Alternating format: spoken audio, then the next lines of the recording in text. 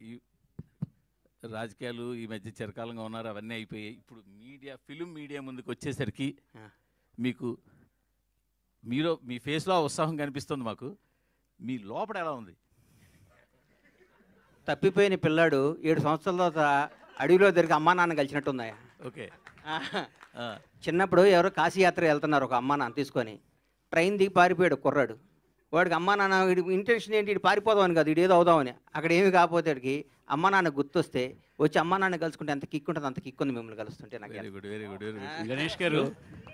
గణేష్ గారు అన్న, మీరు కొత్త సినిమాతో మళ్ళీ మీడియా ముందుకు వస్తారనుకుంటే గబ్బర్ సింగ్తో వచ్చారు, కారణం ఏంటి? ఇది కొత్త సినిమానే కదన్నా, కొత్త సినిమా. ఇది ప్రతిరోజు కొత్త సినిమానే. ఇది ఎవరికి కింద న్యూస్ మారొచ్చు అన్న, పైన హెడ్డింగ్ మారదు. ఈనాడు పేపర్, ఆంధ్రజ్యోతి పేపర్. గబ్బర్ సింగ్ అనే చరిత్ర అంతే ఇది. రిలీజ్ కదా అన్న, గబ్బర్ సింగ్ అనే చరిత్ర రిలీజ్కి కూడా ఇంత క్రేజ్ వస్తుంది నేను కూడా అనుకోలేదు. అంటే పవన్ కళ్యాణ్ గారి స్టామినా అది, పవన్ కళ్యాణ్ గారి రేంజ్ అది. ఒక ప్రాపర్గా ఒక వ్యక్తి, ఒక సంకల్పం అంత గొప్పది. పవన్ కళ్యాణ్ గారు అంత గొప్పది. ఈ సినిమా, ఇది కొత్త సినిమా కంటే ఎక్కువ కలెక్షన్స్ వస్తాయి. ఈ మధ్య కొత్త సినిమాలు అన్నిటికంటే బ్రహ్మాండంగా ఉంటుంది. ఇవాళ నేను చెప్తున్నా, పరమేశ్వర ఆర్ట్ ప్రొడక్షన్స్లో సినిమా. ఎందుకంటే సినిమాలో ఉన్న ఆనందం, సినిమాలో ఉన్న కిక్కు, సినిమాలో ఉన్న ప్రేమ, సినిమాలో వాళ్ళకున్న అభిమానం, సినిమా వాళ్ళకున్న నిబద్ధత ఏ రంగంలో లేదన్న. నేను చెప్తున్నా, సినిమా రంగం అనేది కల్తీ లేని రంగం. సినిమా రంగం అనేది అద్భుతమైన రంగం. సినిమా రంగంలో రిజర్వేషన్ ఉందా అన్న? సినిమా రంగంలో వారసత్వం ఉందా? 1000 కోట్లు 10,000 కోట్లు ఆస్తి సంపాదించి కొడుకు ఇవ్వచ్చు. ఒక 100 బ్లాక్ బస్టర్లు తీసినాడు కొడుకుని బ్లాక్ బస్టర్స్ మధ్య మన డైరెక్షన్ చేయగలుగుతాడా? ఒక సూపర్ స్టార్, మెగాస్టార్, పెద్ద పెద్ద స్టార్లు ఉండొచ్చు, వాళ్ళ కొడుకుని ఆ రేంజ్లోకి తీసుకురాలని అనుకుంటే అవుతారా? కాలేరు. ఎవరికి టాలెంట్ ఉంటే అది అవుతారు. నా మిత్రుడే ఉండేవాడు ఒక ఆయన, పెద్ద డైరెక్టర్ అయ్యాడు. వాళ్ళ అబ్బాయి స్టార్ కాల. అదే ప్లస్ ఇంకో మిత్రుడు ఉన్నాడు, చిన్న చిన్న వేషాలు వేస్తూ తర్వాత చిన్న సీరియల్ తీశాడు. కట్ చేస్తే వాడు కొడుకు స్టార్ విజయ్ దేవరకొండ అయ్యాడు. ఇక్కడ ఇండస్ట్రీ అది గొప్ప కళామతల్లి గొప్పతనం అది. ఎవరు టాలెంట్ ఉంటే, ఎవరి దగ్గర తెలివి ఉంటే వాడు నంబర్ 1 మీద కూర్చోబెడితే కళామతల్లి. మన అమ్మాయి అంతా మన కళామతల్లి అంతా. కళామతల్లికి బానిసగా, కళామతల్లి బిడ్డగా, కళామతల్లి మనిషిగా బతకటం ఈ జన్మకి ఎంతకంటే ఏ అవసరం లేదండి. గణేష్ గారు, మీ నెక్స్ట్ సినిమా మళ్ళీ హరీష్ గారితో ఎక్స్పెక్ట్ చేయొచ్చు? 200%, 500% చెప్పే 1000%. మల్లె పువ్వుని తల్లో పెట్టుకోవచ్చు, దేవుడి దగ్గర పెట్టచ్చు, ఇంకో దగ్గర పెడతారు. డైరెక్టర్ అనేవాడు గబ్బర్ సింగ్ స్థాయి సినిమా తీపదన్న పేరు బండ్ల గణేష్ కదా, హరీష్ శంకర్. హరీష్ గారు, మీరు తీసిన సినిమాల్లో గబ్బర్ సింగ్కి చాలా స్పెషల్ ప్లేస్ ఉంది. పవన్ గారితో మీ సినిమా కోసం చాలా మంది వెయిట్ చేస్తున్నారు. ఆల్రెడీ ఉస్తాద్ భగత్ సింగ్ టీజర్ అనేది చాలా మంది కిక్ ఇచ్చింది ఫ్యాన్స్కి. ఇప్పుడు మీ నెక్స్ట్ సినిమా అదే ఇమీడియట్గా సెట్స్ మీదకి వెళ్ళబోతుందా? మొన్ననే కళ్యాణ్ గారిని కలిసామండి. మీకు ఆల్రెడీ మిగతా సినిమాల స్కెడ్యూల్స్ కూడా వస్తున్నాయి కదా. కళ్యాణ్ గారు మళ్ళీ హరిహర వీరమల్లు, ఓజీ, అలాగే ఉస్తాద్ భగత్ సింగ్ 3 రెజ్యూమ్ చేస్తున్నారు. సో నాకు తెలిసి ఇమీడియట్గా షూటింగ్ అదే ఉంటుండొచ్చు. డేట్స్ కన్ఫర్మ్ అయిన తర్వాత నేను మీడియాతో షేర్ చేసుకుంటాను. రీసెంట్గా మీరు చిరంజీవి గారితో ఒక యాడ్ డైరెక్ట్ చేశారు. మళ్ళీ చిరంజీవి గారితో సినిమా ఏమన్నా అప్పుడు డిస్కషన్ జరిగిందా? ఖచ్చితంగా అండి. చిరంజీవి గారు ఎప్పుడు కలిసినా, నేను ఆయన ఎప్పుడు కలిసినా ఫస్ట్ నేను మాట్లాడేది, సార్ మన కాంబినేషన్లో సినిమా అలా ఉండాలి, ఇలా ఉండాలి, ఏం ఆడుకుంటాం. మన యాడ్ కూడా చాలా ఎంటర్టైనింగ్గా వచ్చిన యాడ్, ఆయనకి బాగా నచ్చింది. డబ్బింగ్ చెప్తున్నప్పుడు చాలా అప్రిషియేట్ చేశారు. సో నేను ఒక నేచర్ లా అని నమ్ముతానండి.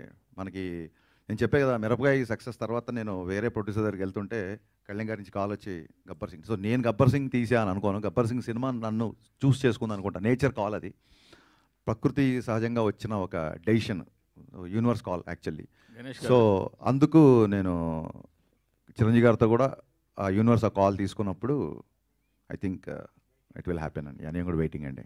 గణేష్ గారు మొన్ననే మెగాస్టార్ చిరంజీవి గారి సినిమా ఇంద్ర రిలీజ్ అయ్యి వరల్డ్లో పెద్ద బ్లాక్ బస్టర్ హిట్ అయింది. ఇప్పుడు మళ్ళీ ఇమీడియట్గా పవన్ కళ్యాణ్ గారు గబ్బర్ సింగ్ మళ్ళీ it is going to rewrite another history.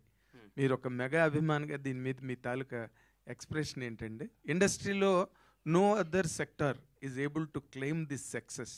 వాళ్ళకి మాత్రమే వస్తున్న ఈ పరంపర మీద. అన్న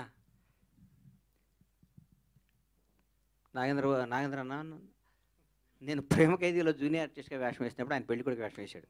అంటే దాదాపు 33 ఏళ్ళు. నాకంటే బెటర్ పొజిషన్ ఆ రోజు మా అన్నది. నేను ఒక పెద్ద డైరెక్టర్ జాలి, మేమందరం ఉత్తేజమైన చిన్న చిన్న జూనియర్ ఆర్టిస్టుల వేషాలు వేస్తే అప్పట్లో పెళ్లి కొడుకు వేషం. అబ్బాయి ఈ వేషం నాకు వస్తే బాగుండు అనుకున్నాను నేను కుర్రాడుగును సరిపోవని ఆయనకి ఇచ్చారు. అప్పుడు నేను హైదరాబాద్ వచ్చిందే చిరంజీవి గారిని చూడటానికన్నా. నేను సినిమా రంగం అనేది హైదరాబాద్లో ఉంటుంది, సినిమా షూటింగ్ చూడవచ్చు, సినిమా అని అంటే నేను చిరంజీవి గారి అభిమానిగా వచ్చాను. చిరంజీవి గారి వల్లే నాకు పవన్ కళ్యాణ్ గారు కానీ, చిరంజీవి గారు ఇండస్ట్రీకి రావటం కానీ, చిరంజీవి గారు ఇందిరా కొట్టడం, దాన్ని మించిన స్థాయిలో నా సినిమా ఉండాలని నేను అనుకుంటాను. ఎందుకంటే నేను స్వార్థపరుడిని, ఎందుకంటే నేను నంబర్ 1గా ఉండాలనుకుంటాను. చిరంజీవి గారు అంటే ప్రత్యేకమైన అభిమానం, గౌరవం, ప్రేమ.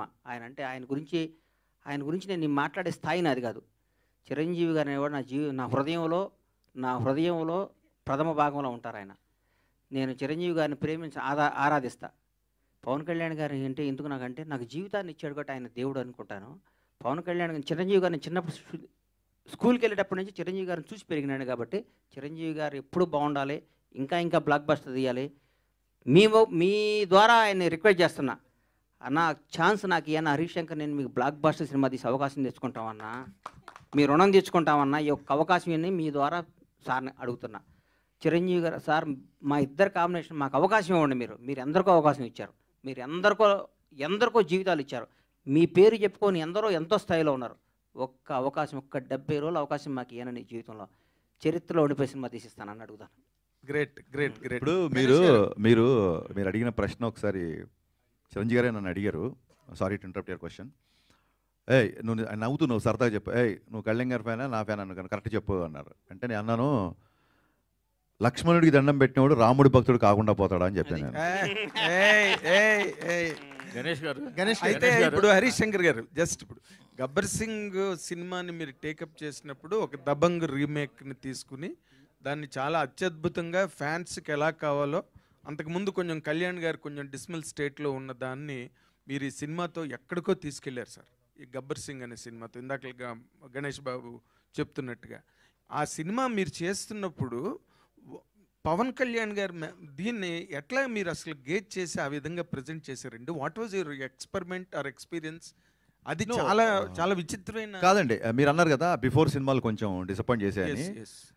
బిహెచ్ఎల్లో నేను కాలేజ్ ఎగ్గొట్టి, ఐ థింక్ 11th క్లాసా 10th క్లాస్ గుర్తు, కాలేజ్ ఎగ్గొట్టి తమ్ముడు తొలిప్రేమ షూటింగ్ జరుగుతున్నప్పుడు ఆ క్రౌడ్లో గాల్లోకి ఎగిరి అలా చూస్తే 2 సెకండ్లు కనిపించేవాడు. నేను చాలా పొట్టిగా ఉండేవాడిని, చాలాసార్లు చెప్పాను. అంత అభిమానించే హీరో సినిమాని ఒక అభిమాని ఎలా చూడాలనుకుంటాడు? నేను అనుకుంటున్నట్టుగా కళ్యాణ్ గారు ఒక తమ్ముళ్ళలోనో తొలి ప్రేమలో ఖుషీలో చేసినట్టుగా డ్యాన్సులు కానీ, ఆ ఎనర్జీ కానీ, ఫైట్లు కానీ, విలన్తో ఉండే కాన్ఫ్రంటేషన్ కానీ, ఇవి ఆ బిఫోర్ సినిమాల్లో మిస్ అవుతున్నాయి. సో ఇది కొత్తగా నేను గేజ్ చేసింది ఏం లేదండి. నేను కొత్తగా కళ్యాణ్ గారు నేను చూపించలేదు. మనం ఏ కళ్యాణ్ గారిని అయితే మిస్ అయిపోయామో ఆ కళ్యాణ్ గారు మళ్ళీ రావాలి అన్న ఒకే నేను థియేటర్లో కూర్చొని నేను కాగితాలు చింపి నేను విజిల్స్ చేసిన కళ్యాణ్ నాకు మళ్ళీ